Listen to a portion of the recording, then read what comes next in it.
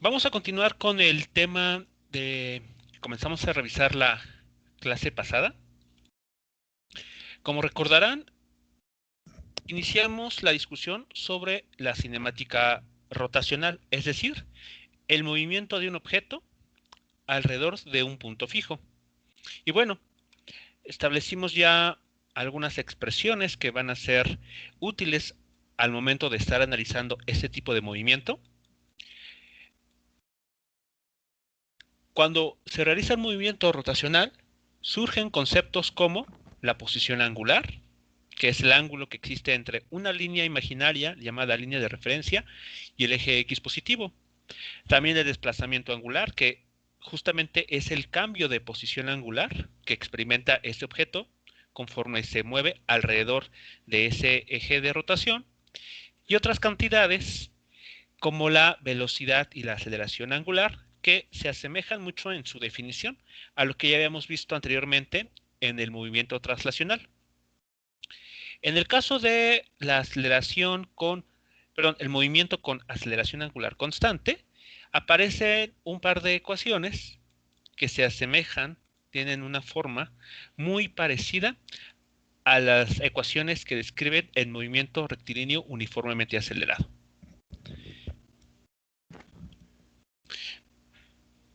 Adicional a eso, encontramos otras relaciones entre las cantidades rotacionales y las cantidades lineales. Muy concretamente, sobre la velocidad tangencial encontramos que es proporcional a la velocidad angular y por su parte, la aceleración, la aceleración en un movimiento rotacional va a tener dos componentes. Una componente que siempre está dirigida hacia el centro de la trayectoria, llamada aceleración centrípeta, y otra componente que siempre va a ser tangente a la trayectoria.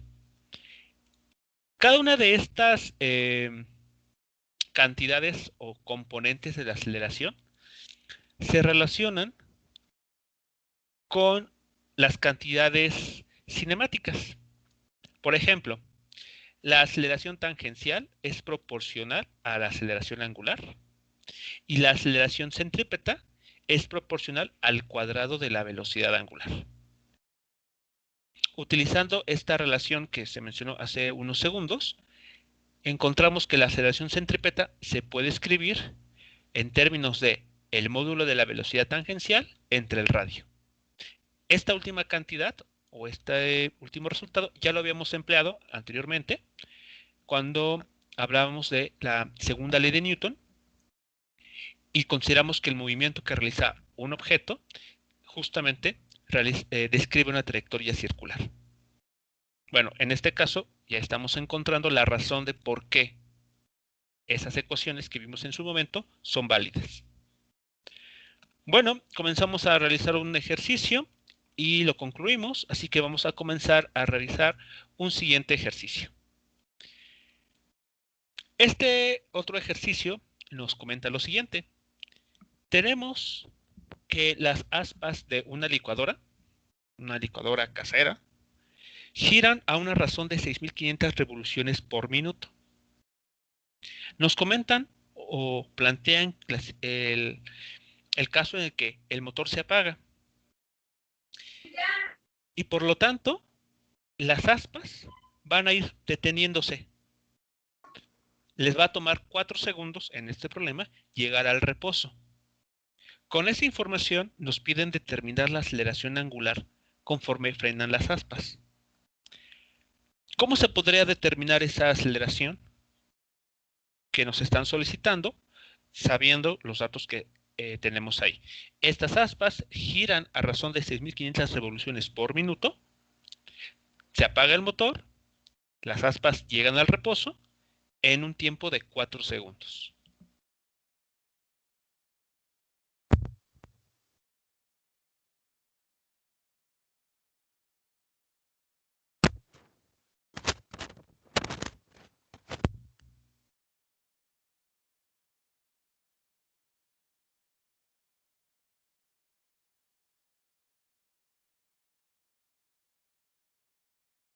¿Qué se puede hacer con esos datos para determinar lo que se está pidiendo en ese problema?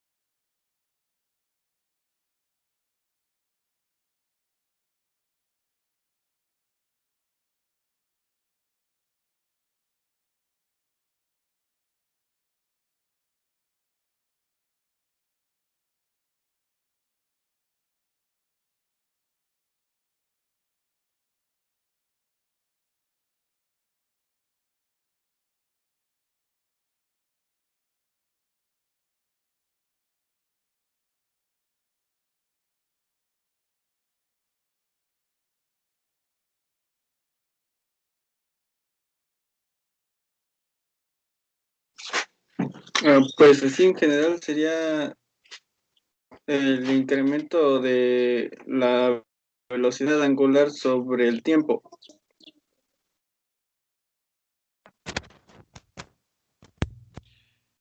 Pero en este caso estaremos hablando de un incremento en la velocidad angular. No, sería, bueno, en sí tendríamos los 6.500 revoluciones porque llega al punto del reposo. Ok. Y estas 6.500 revoluciones por minuto, ¿con qué de las cantidades que habíamos comentado podríamos relacionarla?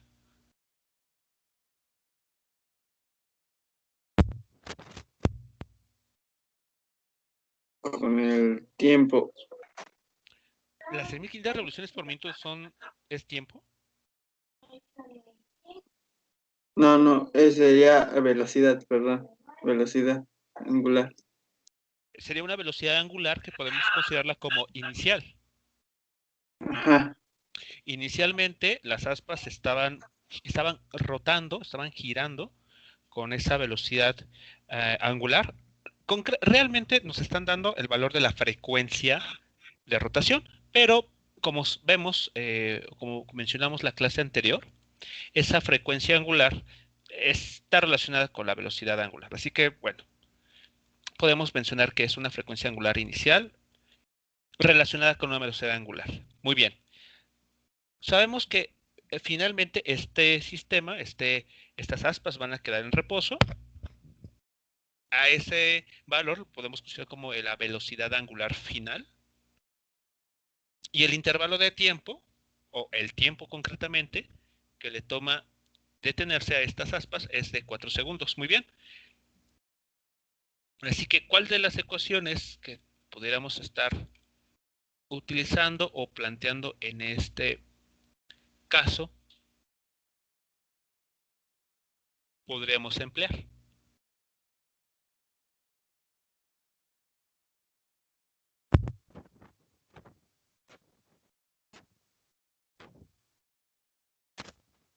la tercera,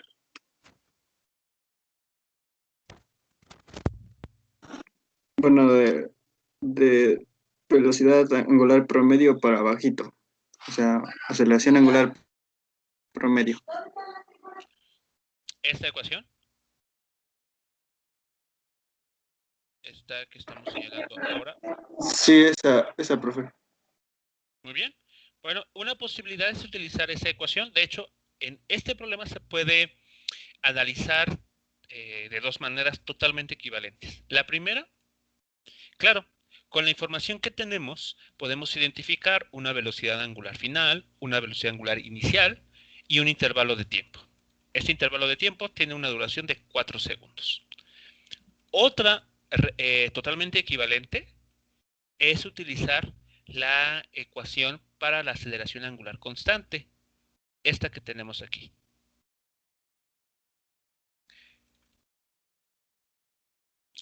Tenemos una velocidad angular inicial. Sabemos que al final de los 4 segundos, la velocidad angular va a ser 0. Así que de esta ecuación podemos despejar alfa. Así que realmente cualquiera de estas dos ecuaciones nos dará el resultado correcto. Bien, pues podemos hacer las sustituciones. Podemos ver aquí, por ejemplo, de la ecuación con aceleración constante, al despejar alfa, se obtiene este resultado. Pero a su vez, esta ecuación se parece mucho a la de la aceleración promedio. Por esa razón es que ambas ecuaciones, ambos métodos funcionan en ese problema. Así que cualquiera de las dos nos llevaría al resultado correcto. ¿Y cuál sería entonces el valor de esa aceleración angular que estaríamos buscando?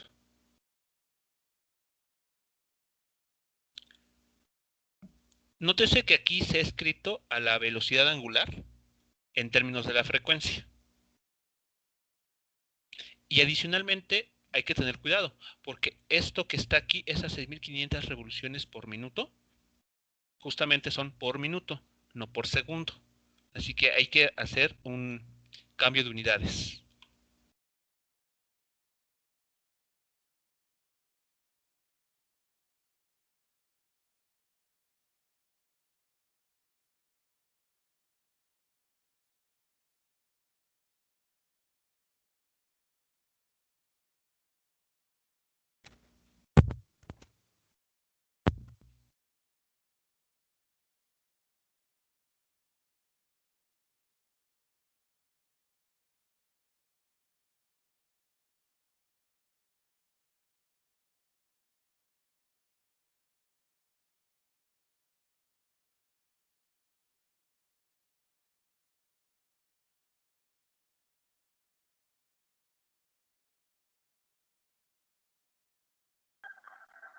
Me dio un valor de menos 170.16.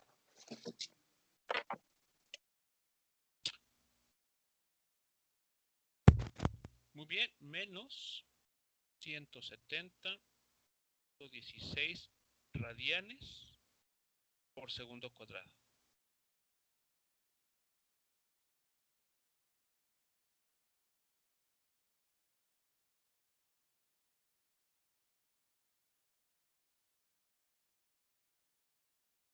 Muy bien. Algo importante por mencionar aquí. Del cálculo directo, es decir, sin hacer algún truco por ahí extraño, el resultado que tenemos es un alfa, una aceleración angular negativa. La interpretación de este signo negativo es que nos está indicando que esta cantidad, esta alfa, se está midiendo en contra, a favor de las manecillas del reloj, en dirección horaria. Si nosotros recordamos el significado de un signo en la aceleración lineal, por ejemplo, si tomamos en cuenta un automóvil que se está moviendo hacia la derecha, recordemos que cuando hablamos de que se frenaba, En los cálculos, nosotros consideramos una aceleración negativa.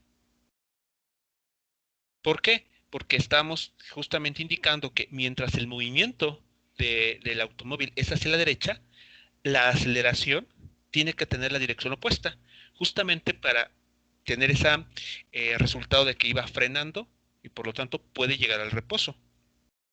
Esto es lo mismo que es algo parecido a lo que está sucediendo aquí. Este signo negativo se refiere a que cuando un objeto está realizando una rotación, generalmente, a menos de que se diga lo contrario, uno asume que la rotación es en sentido contrario a las manecillas del reloj. De hecho, la misma manera en que nosotros medimos los ángulos, cuando con un transportador, es en contra de las manecillas del reloj. Por esa razón, es que por convención, por costumbre incluso, cuando hablamos de movimiento rotacional, siempre la imagen que debemos de tomar en cuenta es una rotación en contra de las manecillas del reloj. Por lo tanto, ¿qué nos está indicando ese signo negativo? Pues que estas aspas, por el contacto con la base del motor cuando se detiene, este contacto genera un frenado. Y entonces la aceleración angular tiene que apuntar o tiene que estar en un sentido horario, a favor de las manecillas de reloj. Ese es el significado de este signo negativo. Eso hay que tenerlo muy en cuenta porque más adelante, cuando entremos a la parte de dinámica, va a ser muy importante que nosotros entendamos muy bien o que reconozcamos si el movimiento que vamos a analizar es contrario a las manecillas de reloj o a favor de las manecillas de reloj. Y eso implica entonces un signo negativo, como justamente está apareciendo aquí. Bien, ¿alguna pregunta o comentario sobre este resultado, sobre el problema y su desarrollo?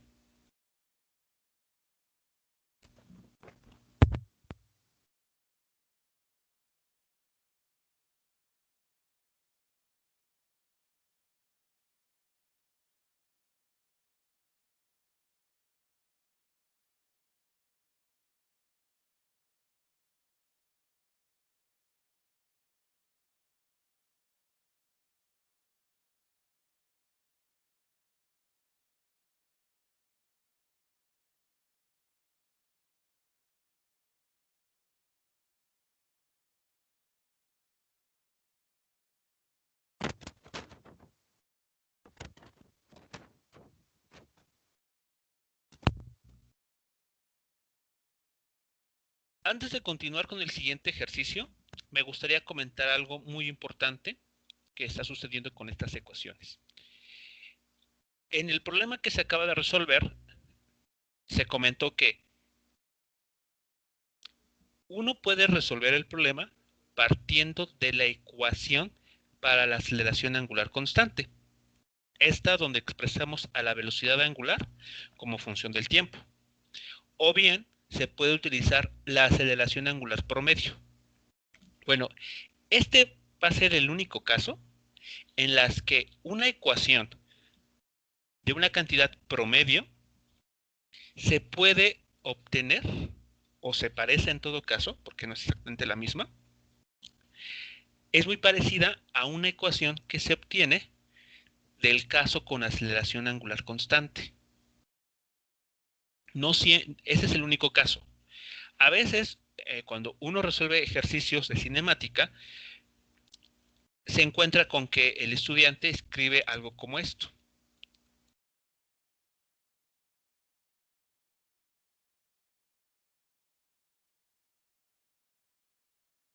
Por ejemplo, algo así. O incluso simplemente la V.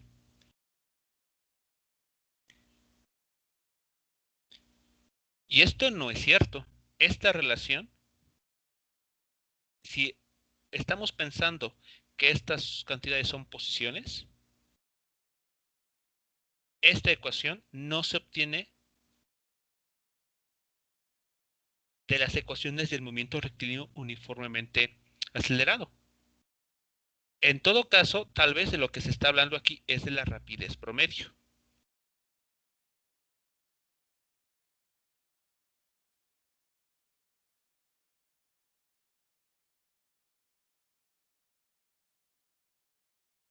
Que es distancia sobre tiempo. Pero esto que está aquí, si le llamamos velocidad, esta ecuación no se obtiene de esta, a menos que ¿qué? Que la aceleración sea cero. Solo en ese caso muy específico, la velocidad promedio se puede obtener o se puede escribir como una ecuación que se obtiene del movimiento rectilíneo uniformemente acelerado. Pero solamente cuando la aceleración es cero. Así que mucho ojo ahí, mucho cuidado en ese sentido, si uno sigue creyendo que la velocidad se puede calcular de esta manera.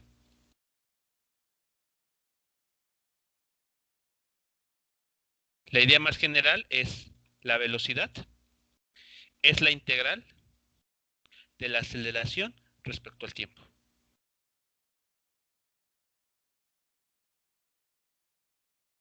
Solo casos muy excepcionales, las ecuaciones del movimiento con aceleración constante llegan a coincidir con las expresiones de cantidades promedio. No siempre, solo en algunas ocasiones.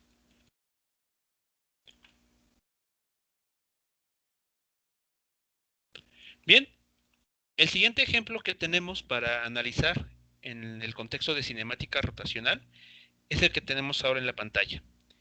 Nos mencionan lo siguiente. La aceleración angular de una rueda, como función del tiempo, está dada por esta cantidad que ahí aparece. Nos dice, aceleración angular es igual a 5 por t cuadrada menos 8.5t, donde el alfa que está aquí está medida en radianes sobre segundo al cuadrado, es decir, es una aceleración angular, y t está en segundos, es decir, t denota tiempo. Si la rueda parte del reposo, esto es, su posición angular es cero y su velocidad angular es cero, cuando el tiempo es cero, nos piden determinar una expresión tanto, inciso A, la velocidad angular omega, e inciso B, la posición angular, ambas como funciones del tiempo. Y como último requisito, nos piden evaluar esas funciones que vamos a determinar cuando t vale 2 segundos.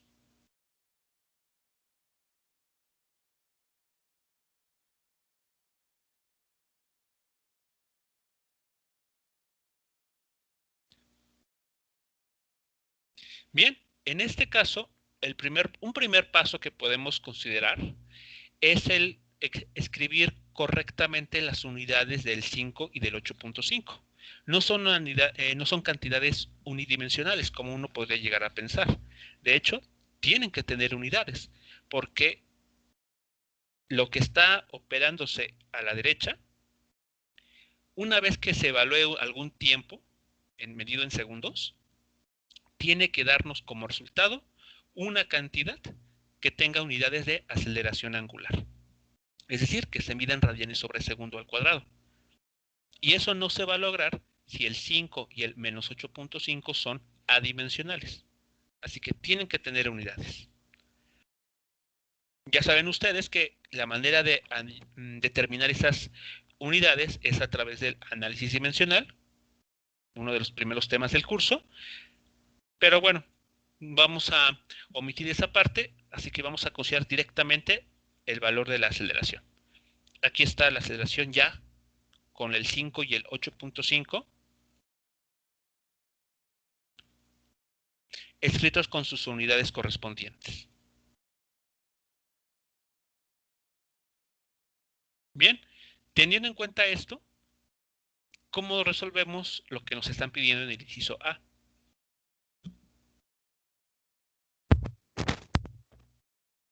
hallar la velocidad angular como una función del tiempo.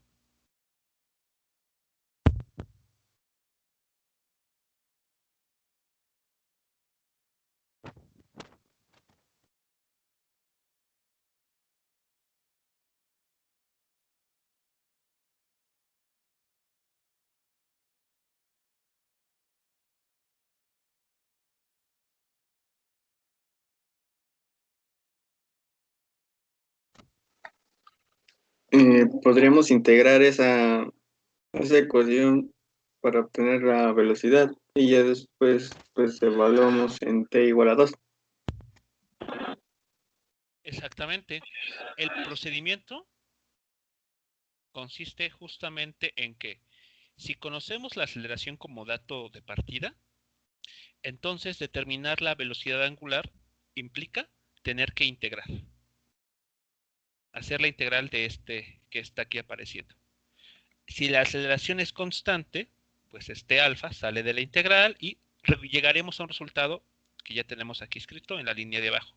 Como no es el caso, como alfa es una función del tiempo, entonces hay que operarla en la integral.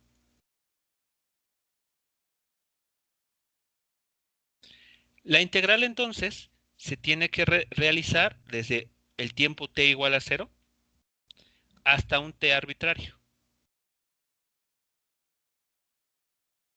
Aquí está entonces la velocidad angular como función del tiempo es la integral de la aceleración que tenemos en la línea de arriba, integrada respecto a una variable t. Vamos aquí, para no mezclar aquí notación, vamos a llamar t' a las variables sobre las que vamos a estar integrando y simplemente t a ese tiempo arbitrario. Se pudiera dejar en este problema así, pero a veces es un poco confuso el que estoy integrando respecto a una variable t que también aparece en mi límite de integración. Entonces, para evitar esa posible confusión, vamos a dejar esto así en términos de una variable t'. Pero al final el procedimiento consistirá en integrar esta función. Bien, ¿cuál es el resultado que se encuentra una vez que se integra esto que tenemos aquí?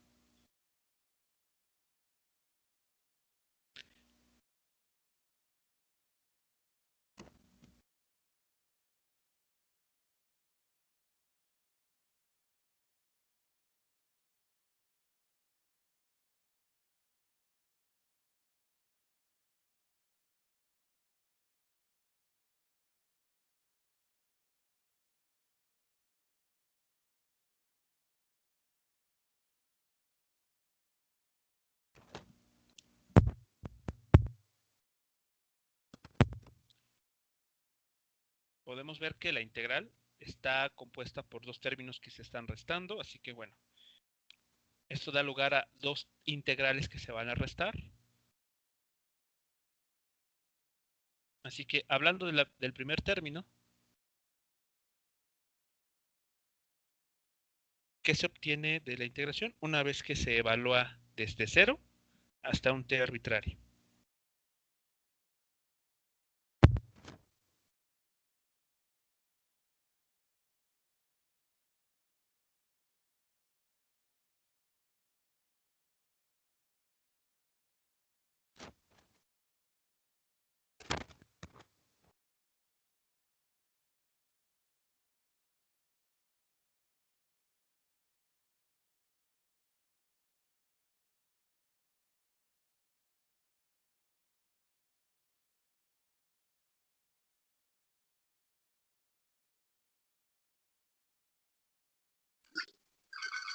La primera me dio 5 radianes de t cuadrada sobre 2 segundos cuadrados.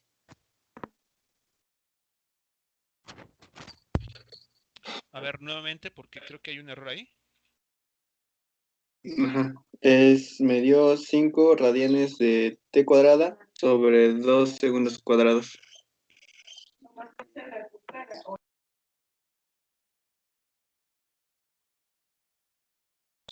segundo a la 4.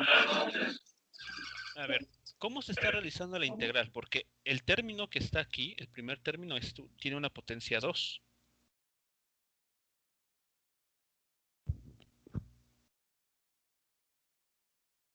¿Cómo se está realizando la integral? Pues nada más, por así decirlo, nada más derivé a t. Pero no es derivar, es integrar. Ah, sí, sí, pero es integrar. No, sí, sí, sí, te integré. Estamos integrando, así que esta integral, junto con su diferencial de t, tiene que ser igual a S5 con sus unidades. T cúbica, ¿no? Exacto. Tiene que dar t cúbica sobre 3. Evaluado desde 0 hasta t.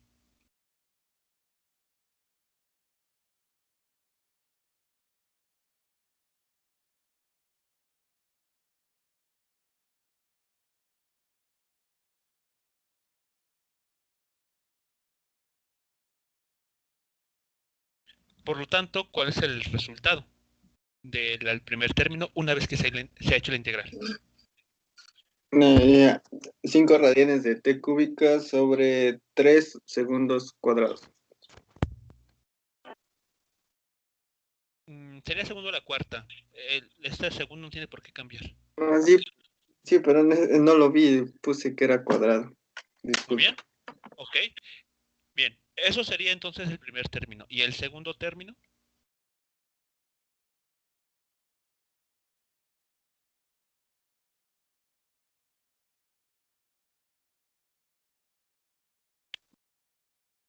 El segundo, pues 8.5 radianes de t al cuadrado sobre 2 segundos al cubo. Muy bien.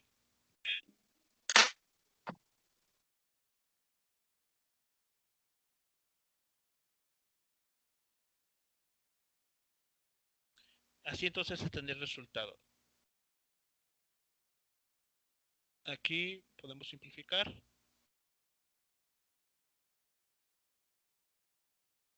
Muy bien.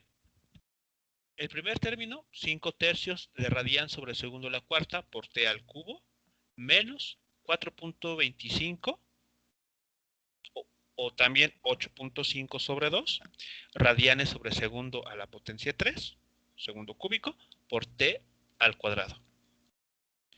Uno puede verificar al hacer análisis dimensional que cada uno de estos términos da como resultado unidades de radian sobre segundo. Así que este procedimiento que se acaba de implementar sí nos entrega una función que primero depende del tiempo y que segundo tiene unidades de radian sobre segundo. Es decir, es una velocidad angular.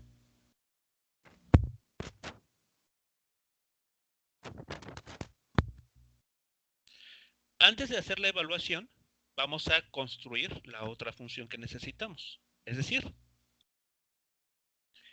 necesitamos obtener la posición angular también como función del tiempo. En este caso, ¿qué es lo que se tendría que realizar?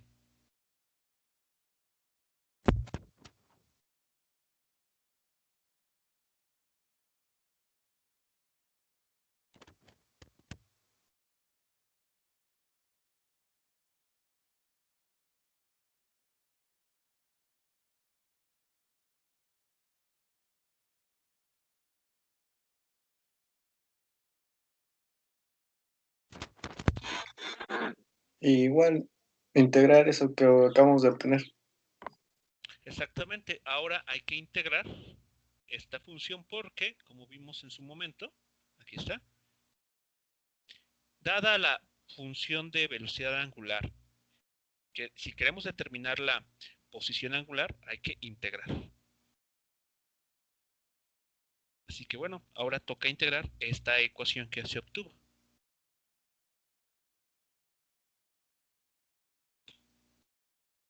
Así que la integral la podemos escribir de la siguiente manera, en la que los límites de integración nuevamente van a ser 0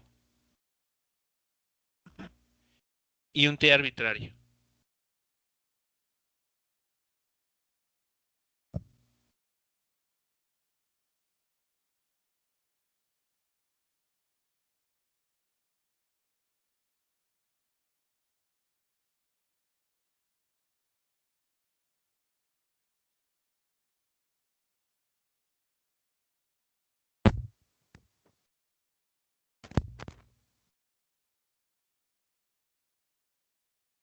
Muy bien, ¿cuál será el valor de la función para la posición angular una vez que se resuelve la integral y se evalúa desde 0 hasta un tiempo t arbitrario?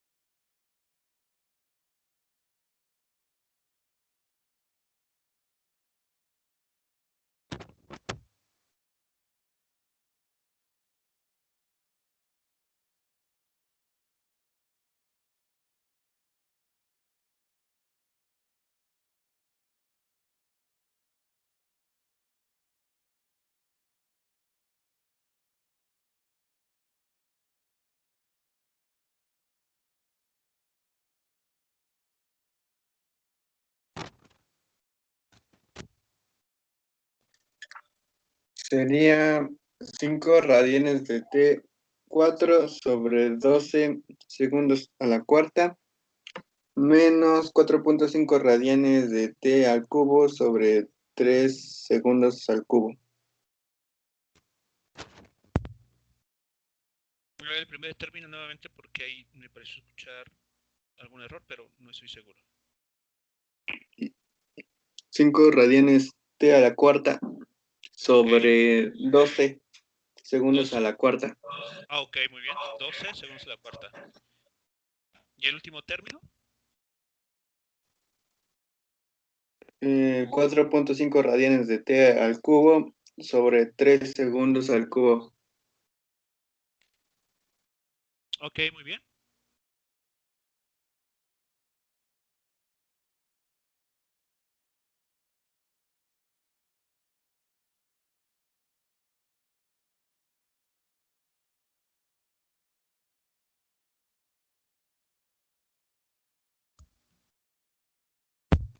Bien, lo podemos expresar entonces de esta manera. 5 doceavos de radian sobre segundo a la cuarta, por t a la cuarta, menos 4,25 tercios de radian sobre segundo al cubo, por t al cubo. Nuevamente, si hacemos análisis dimensional de esto que está aquí, vemos que cada término tiene como unidad el radian, lo cual nos habla de una posición angular. Y además podemos notar que esa es una función del tiempo. Así que cumple los requisitos que nos estaba solicitando el enunciado del problema. Pues ahí están nuestras ecuaciones que nos permiten calcular la velocidad angular y la posición angular. Finalmente, ¿qué es lo que necesitamos hacer? Ya con estas funciones conocidas, evaluamos en t igual a 2 segundos.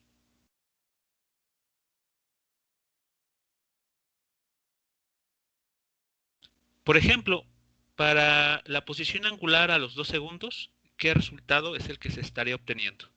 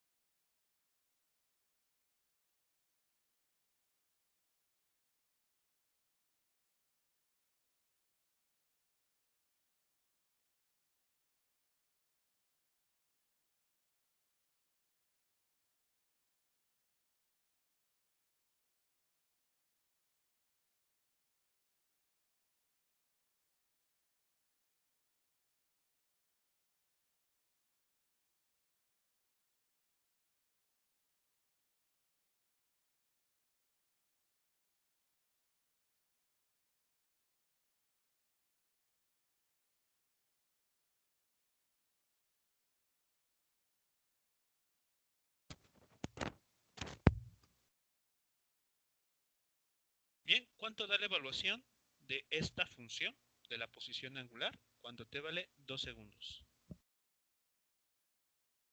Me dio un sexto.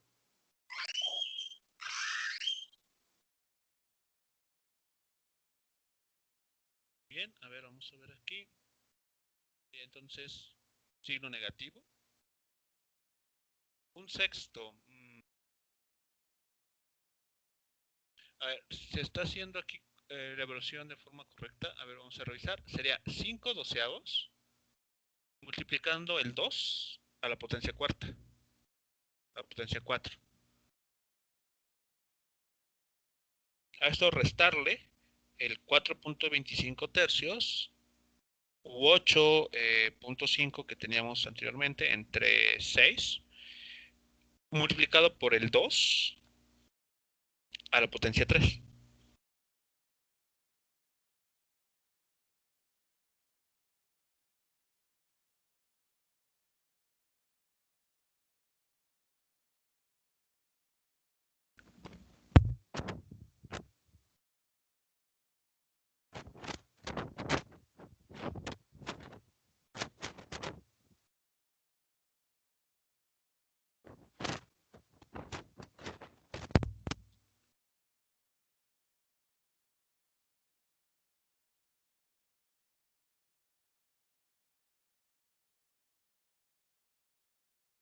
Les pediría que lo revisen para confirmar si el resultado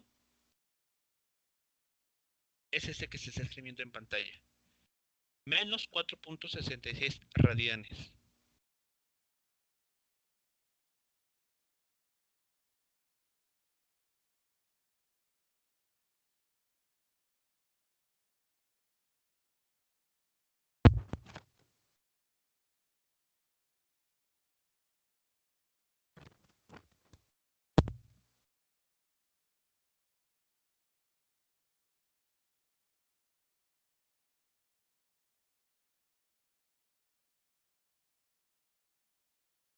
Por su parte, si se evalúa a la función velocidad cuando t vale 2 segundos,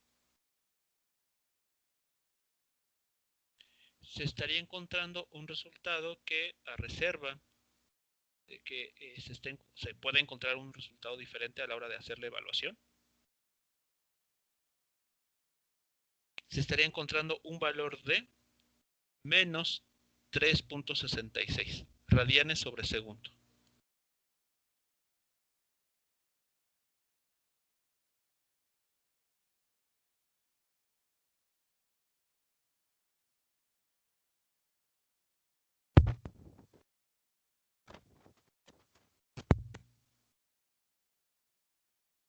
Bien, ¿qué nos están indicando estos dos resultados? Bueno, que cuando t vale 2 segundos, es decir, una vez que este sistema, que esta rueda comienza a girar, justo cuando le estamos tomando una fotografía a los 2 segundos, encontramos que su posición angular es de menos 4.67 radianes. ¿Qué quiere decir esto?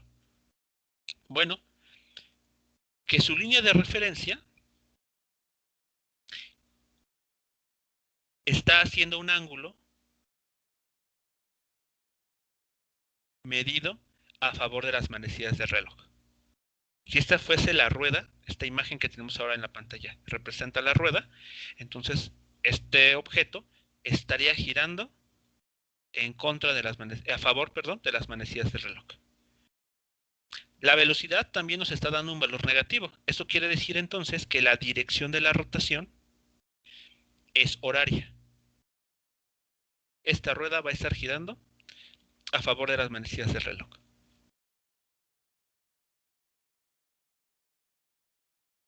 Y eso claramente se ve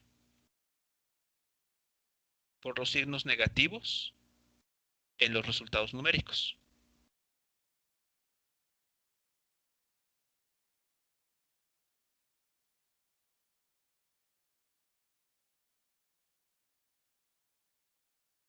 Bien, preguntas o comentarios sobre el desarrollo de este ejercicio.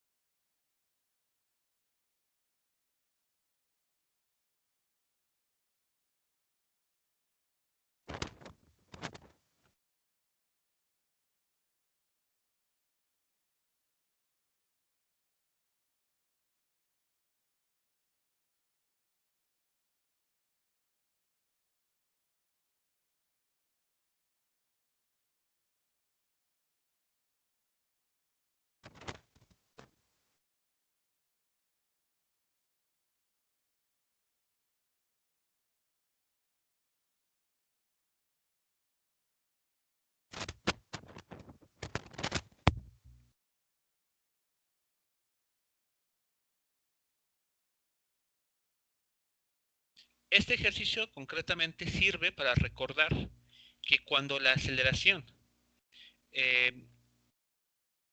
se nos proporciona para determinar la velocidad angular y la posición angular, entonces hay que realizar un proceso de integración.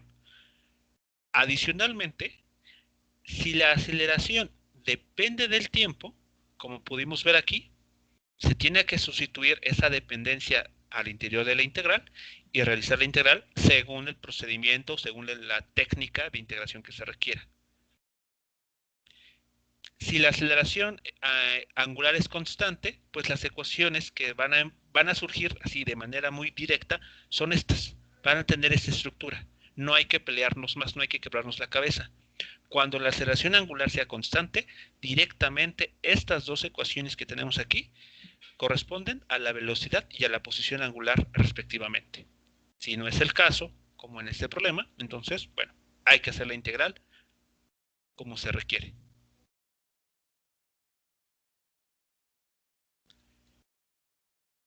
Bien, jóvenes, bueno, vamos a continuar con el siguiente tema. El tema que vamos a comenzar a revisar es realmente importante porque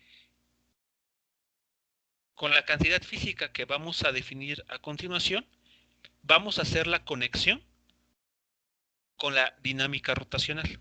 Es decir, cuando ya incluimos fuerzas para analizar en el movimiento rotacional. Bien, para introducir lo que vamos a conocer como inercia rotacional o momento de inercia, consideremos la siguiente estructura. Tenemos un conjunto de n partículas, todas ellas con distintas masas.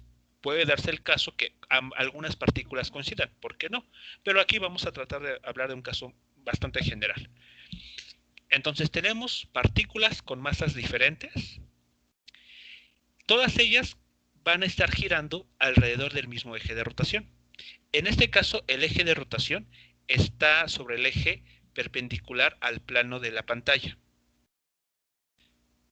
Así que, como vemos, las partículas que estamos aquí ilustrando estarían rotando en el plano XY, mientras que el eje de rotación estaría sobre el eje Z, saliendo directamente de la pantalla.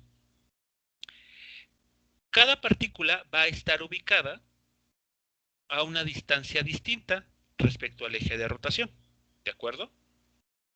Por ejemplo, la partícula 1, identificada en color rojo por el vector de posición R1, es la más alejada de todas, mientras que la partícula que aquí aparece en color amarillo, la R, ubicada por el vector de posición R4, es una partícula más cercana al eje de rotación, que está justamente en el origen de coordenadas. Bien, estas partículas, como se mencionó, van a estar rotando, pero lo van a hacer todas con la misma velocidad angular. Es como si tratáramos una rueda de la fortuna. Cada uno de estos puntos representa una canastilla en esta rueda de la fortuna.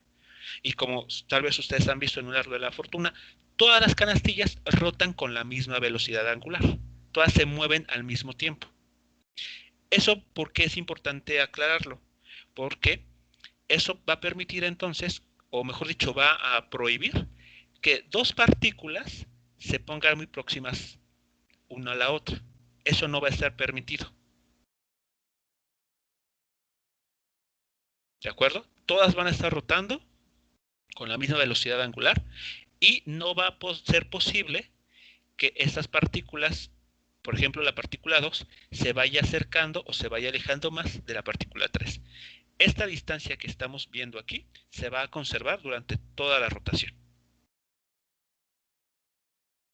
Bueno, ¿qué otras cantidades podemos identificar? Cuando el movimiento rotacional se ejecute, sabemos que cada una de estas partículas va a experimentar una velocidad tangencial.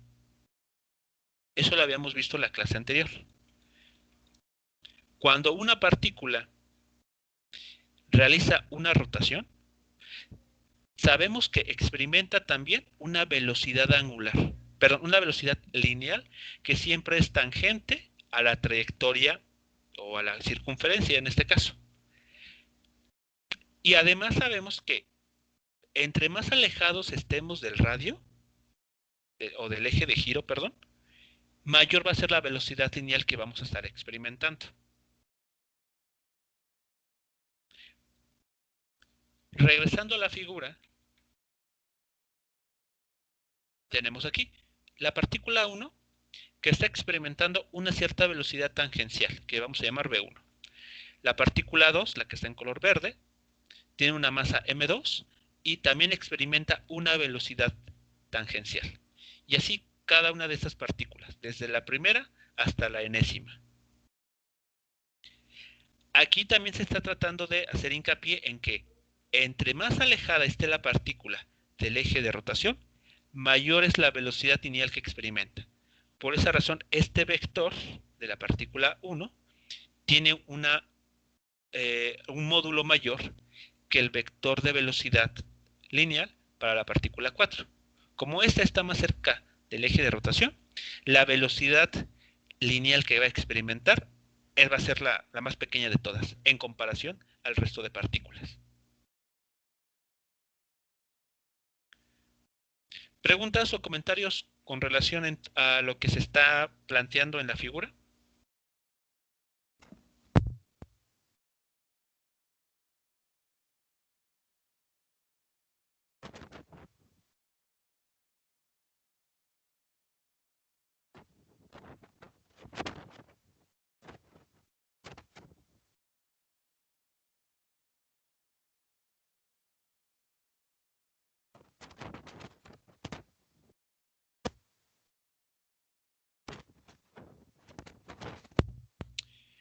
Bien, vamos a escribir ahora la energía cinética para este sistema que está girando.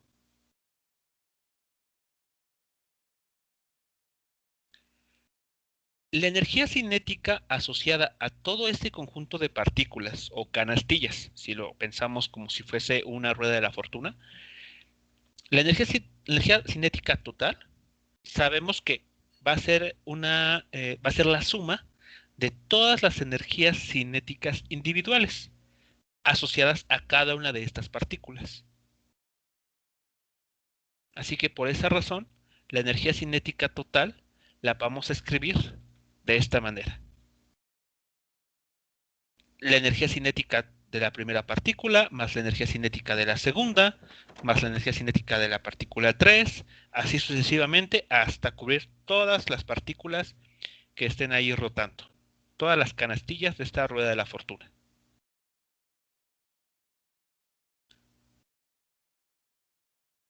Ahora bien, ¿qué forma tiene la energía cinética para cada partícula? Por ejemplo, para la partícula 1. En términos de masa y de velocidad, ¿cómo se expresa esa energía cinética?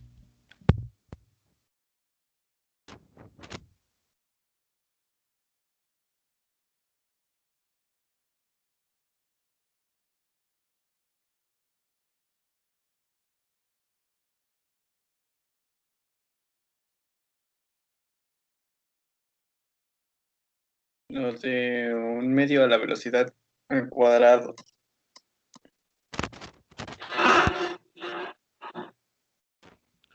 Un medio de la velocidad al cuadrado no tiene unidades de Joule. Tendrá unidades de metros sobre segundo, cada uno elevado al cuadrado, pero no tiene unidades de Joule. Está haciendo falta un término en la respuesta.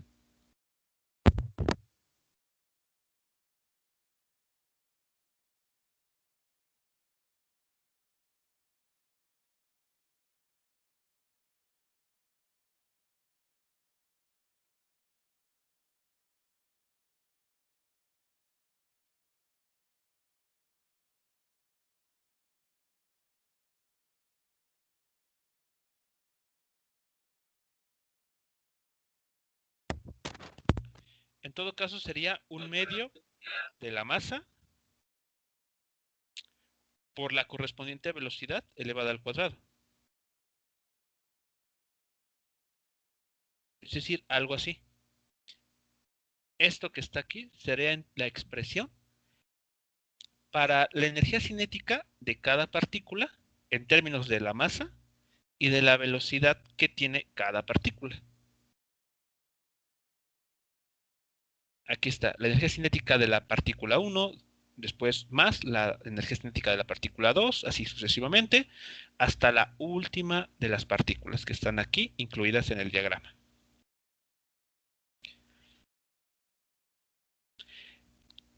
Justamente cada una de estas velocidades va a ser distinta una de la otra porque cada partícula, como mencionamos, va a estar ubicada a una distancia distinta del eje de rotación. Las que estén más alejadas del eje de rotación tendrán una velocidad lineal más grande en comparación a aquellas partículas que se encuentren un poco más cerca del eje de rotación.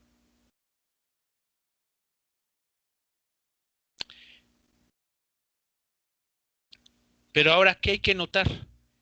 Todas estas partículas que tenemos en el diagrama de arriba, todas ellas tienen algo en común. Se están moviendo con la misma velocidad angular, tal cual sucede, como mencionaba, en una rueda de la fortuna. Todas las canastillas se mueven al mismo tiempo alrededor del eje de rotación.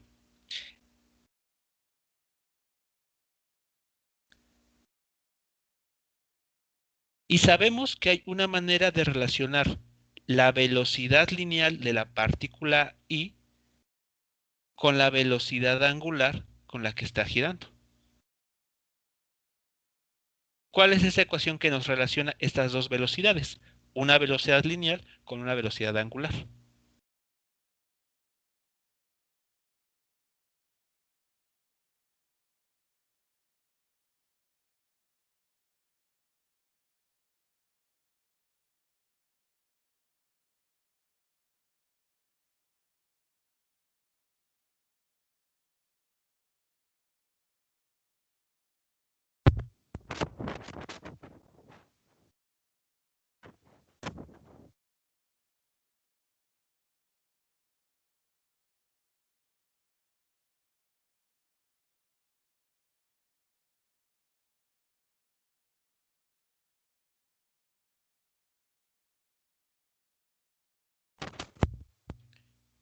¿Cuál es la cantidad que hace falta aquí para relacionar correctamente la velocidad tangencial con la que se está moviendo cada una de estas partículas con la velocidad angular con la que todas ellas están girando al mismo tiempo?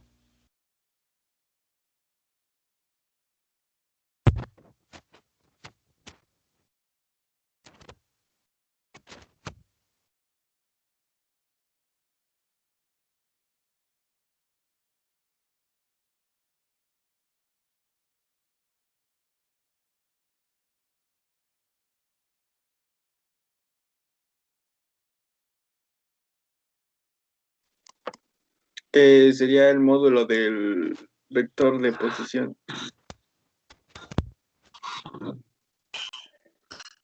Muy bien, así es, el módulo del vector de posición, es decir, la distancia que separa a cada una de estas partículas del eje de rotación. Vamos a ponerlo así, R, I, porque es de la iésima partícula.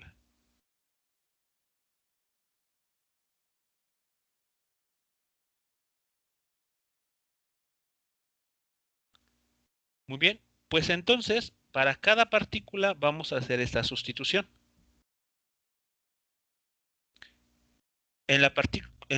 Por ejemplo, para la partícula 1, vamos a cambiar este B1 por R1 por omega y se eleva al cuadrado.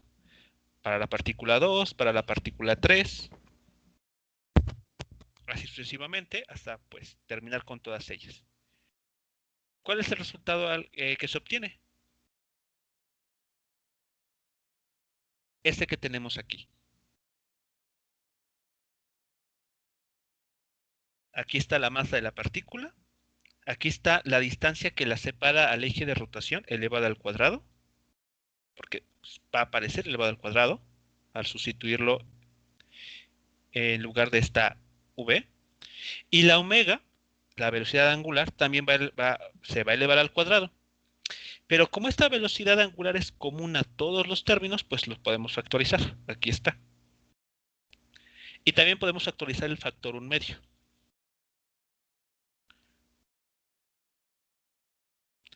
Bien, ¿hasta aquí alguna pregunta o comentario sobre cómo se obtuvo la última línea del cálculo?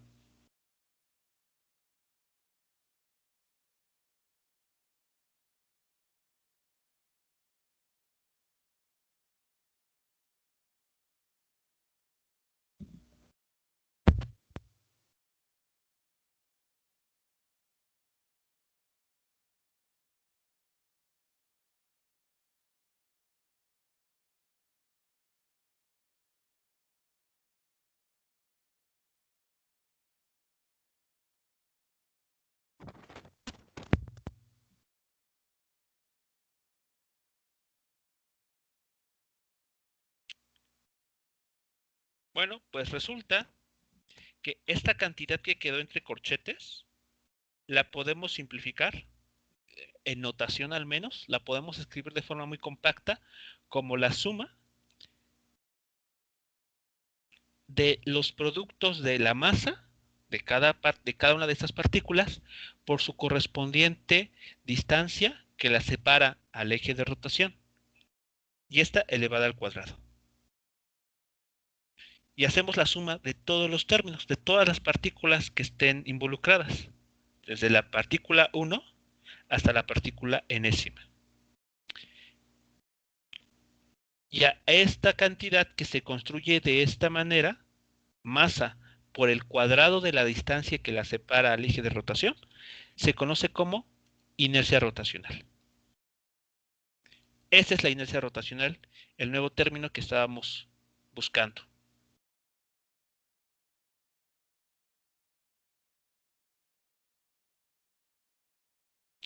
¿Cuál es la importancia de la inercia rotacional y qué información nos está dando? Bueno, si se compara la expresión de la energía cinética escrita de esta manera, bueno, aquí hace falta un cuadrado.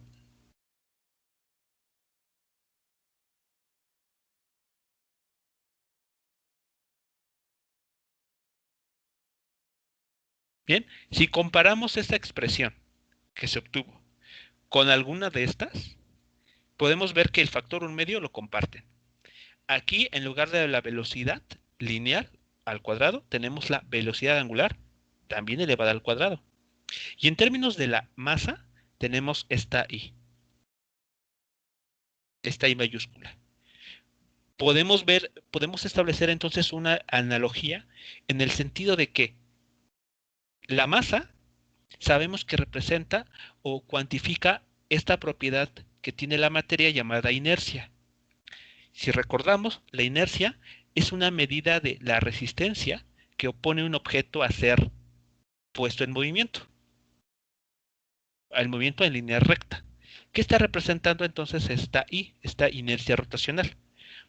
Una idea similar, pero no en el aspecto de ser una resistencia para ponernos en movimiento a lo largo de una línea recta, sino para ser rotados alrededor de un eje fijo.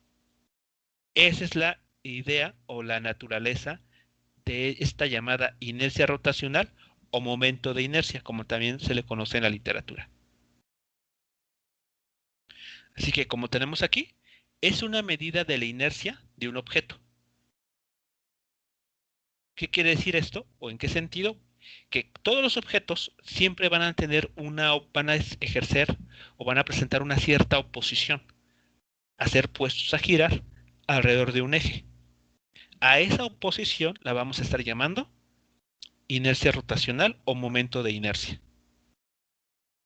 Entre mayor sea el valor de la inercia rotacional, se traduce que ese objeto está presentando una resistencia cada vez más grande a ser rotado en comparación a otro tipo de objeto o de configuración.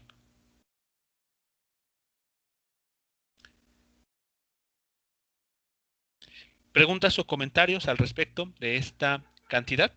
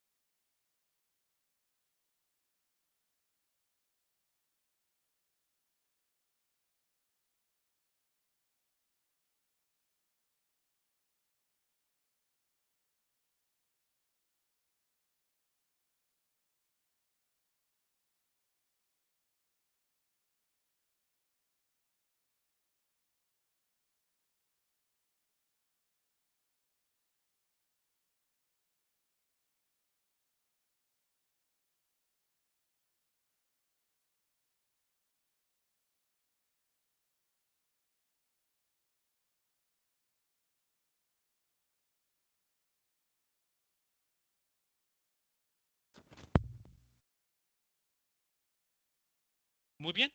¿Qué otra información nos da esta inercia rotacional? Bueno,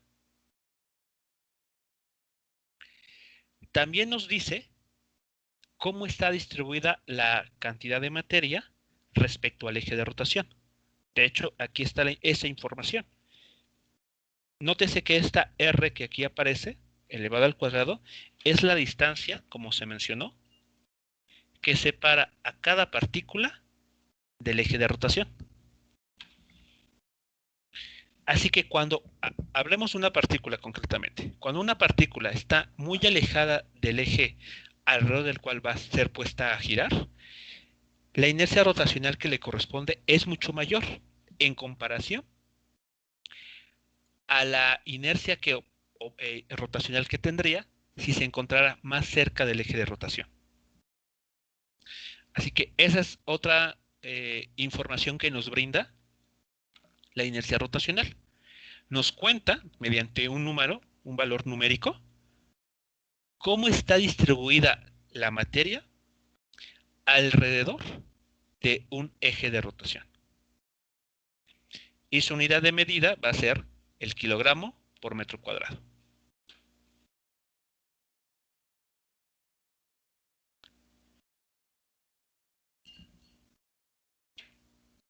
Ahora bien, un detalle importantísimo que hay que tomar en cuenta cuando uno calcula la inercia rotacional. Aquí se está diciendo que esta R, nuevamente, es la distancia que separa a la partícula del eje de rotación.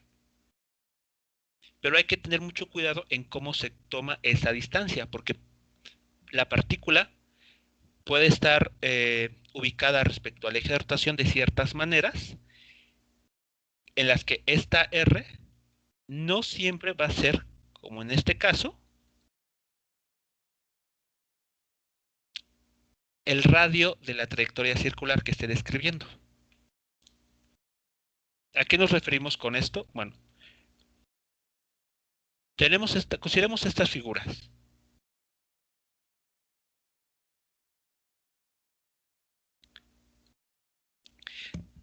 Tenemos una partícula que está rotando alrededor de un eje de rotación, como tenemos aquí mostrando. En la figura de la izquierda, tenemos al vector que ubica la partícula respecto al eje de posición, formando un ángulo de 90 grados justamente con el eje.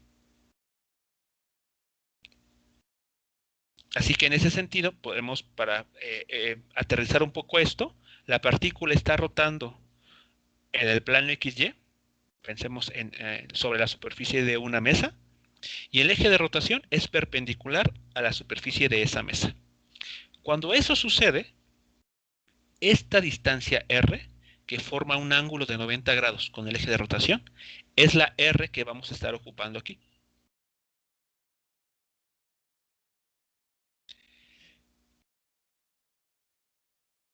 La otra situación posible es que esta partícula sí esté girando alrededor de este eje, pero como vemos, el plano en el que se está moviendo ya forma un ángulo con el eje de rotación.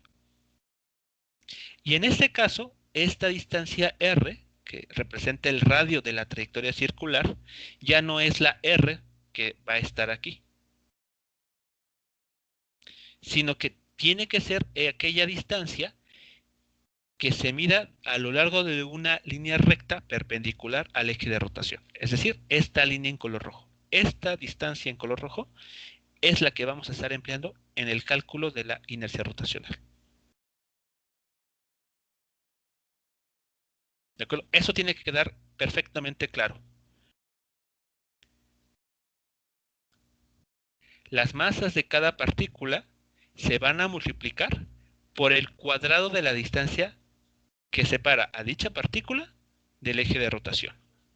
Pero dicha distancia siempre se tiene que medir de forma ortogonal al eje de rotación.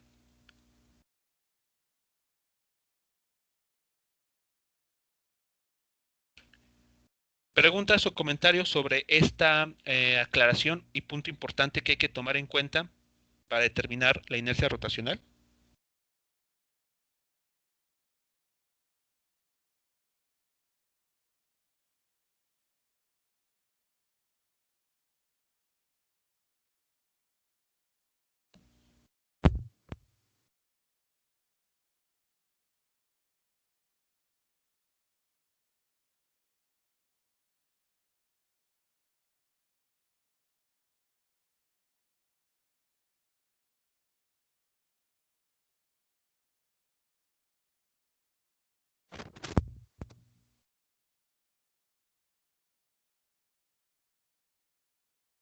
Bien, para poner en práctica eso que se acaba de comentar, consideremos el siguiente problema. En esta figura se está ilustrando una molécula de agua, H2O. Nos comentan que, bueno, como sabemos, esta molécula de agua está formada por dos átomos de hidrógeno y uno de oxígeno. La longitud del enlace oxígeno-hidrógeno con cualquiera de estos dos enlaces tienen una longitud de 0.96 nanómetros. Y además nos comentan que en los enlaces hidrógeno, oxígeno, hidrógeno forman un ángulo de 104 grados, como se muestra aquí en la figura.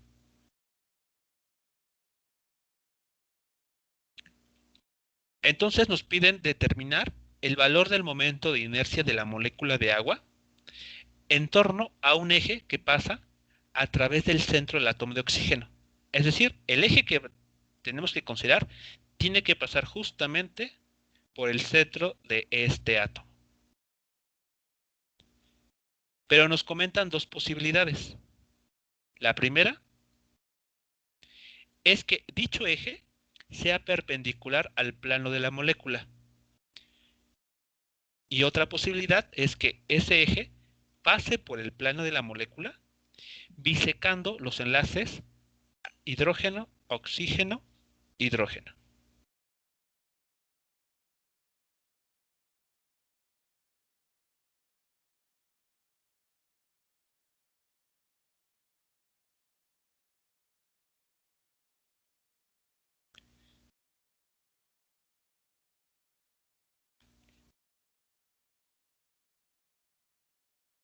Bien, para el primer inciso, ¿cómo tenemos que imaginarnos el problema? De esta forma. Nótese cómo están ocurriendo las cosas. Tenemos a la molécula de agua en el plano de la pantalla. Vamos a llamarlo el plano XY. Este átomo, perdón dicho, esta molécula de agua va a estar rotando, como se muestra aquí en la figura. Y esta rotación se va a realizar en torno a un eje que es perpendicular al plano de la molécula. Es decir, estaría apuntando sobre el eje Z.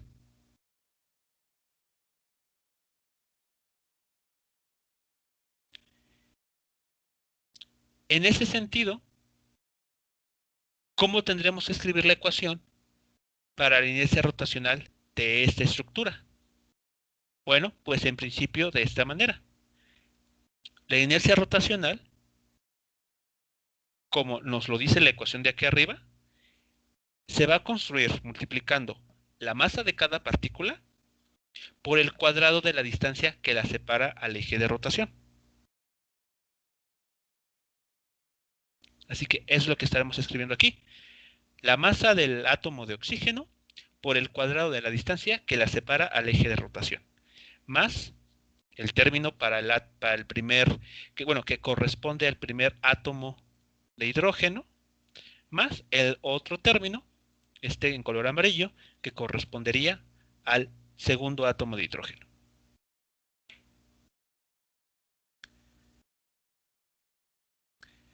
Pero ¿cuánto vale la distancia que hay del átomo de oxígeno al eje de rotación?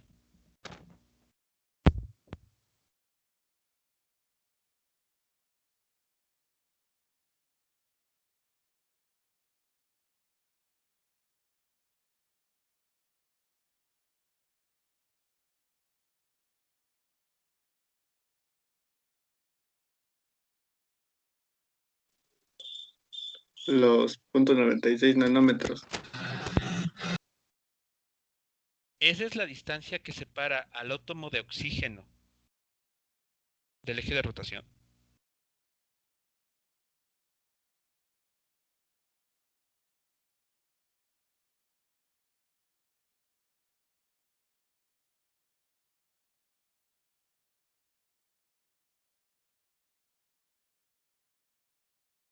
Nótese que el problema nos está diciendo que el eje de rotación pasa por el centro del átomo de oxígeno.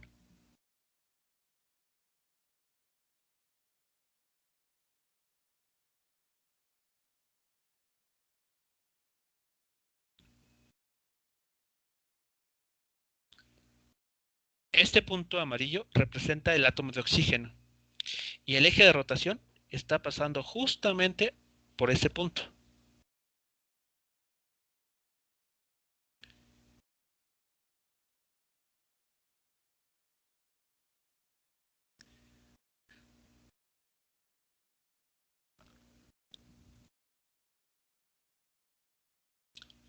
La distancia que hay entre el eje de giro y el átomo de oxígeno es cero, porque el átomo está girando sobre sí mismo, sobre su propio eje. No hay distancia que la separe del eje de rotación.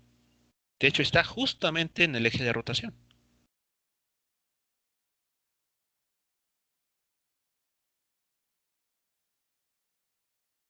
Así que la inercia rotacional se reduce a tener estos dos términos únicamente. Y como ambos partículas que sí están a cierta distancia del eje de rotación son exactamente del mismo tipo, es decir, son átomos del mismo elemento, entonces podemos escribirlo de manera compacta de esta manera. 2 veces la masa del hidrógeno multiplicado por el cuadrado de la distancia que la separa. ¿Cuál es esa distancia? Ahora sí, los 0.96 nanómetros.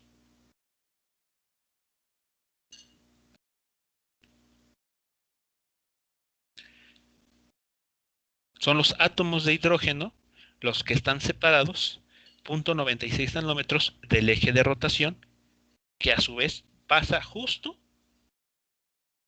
por el átomo de oxígeno.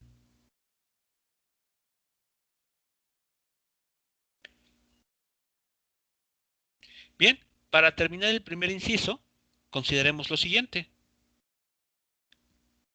La masa de un átomo de hidrógeno es de aproximadamente 1.66 por 10 a la menos 27 kilogramos. ¿Cuál será entonces el valor de la inercia rotacional para esa estructura?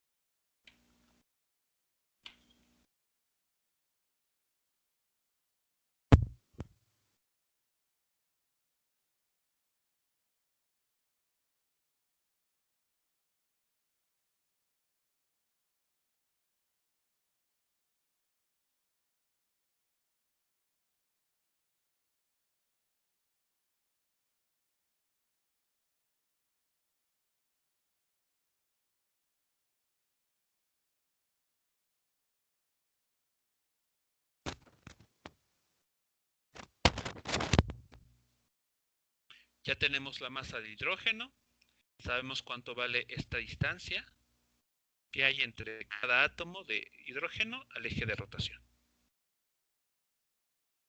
0.96 nanómetros.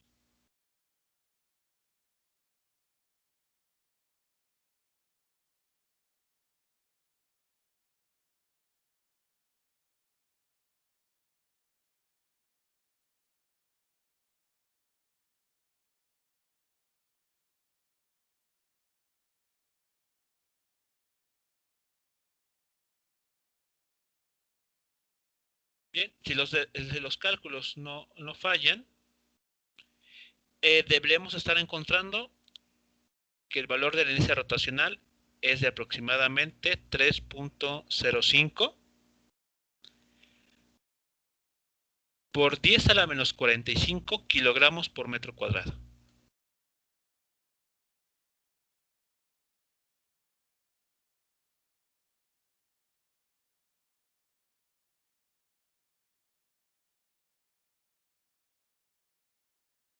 Así que este numerito estaría diciéndonos cuánta resistencia estaría oponiendo esta molécula de agua a ser puesta a rotar de la manera que está mostrada en la figura.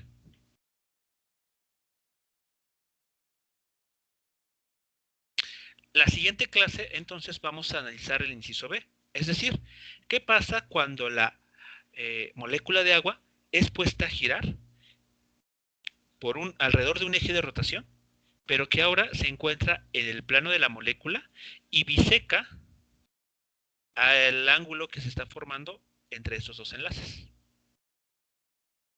Y vamos a compararlo. Vamos a comparar este resultado que obtuvimos en este momento con el resultado de la siguiente clase. Y eso entonces nos dirá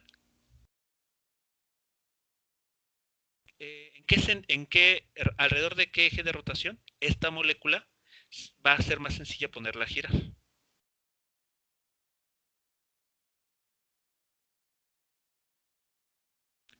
¿Preguntas o comentarios con relación al primer resultado que hemos obtenido?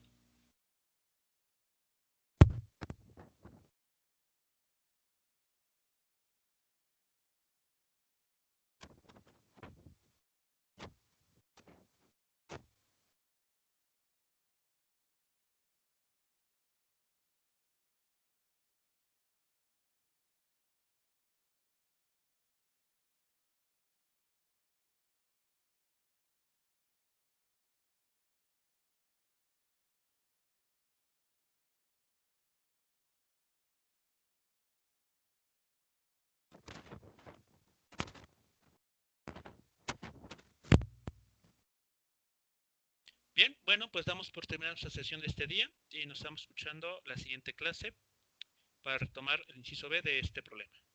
Y veremos algún otro ejercicio relacionado con este tema.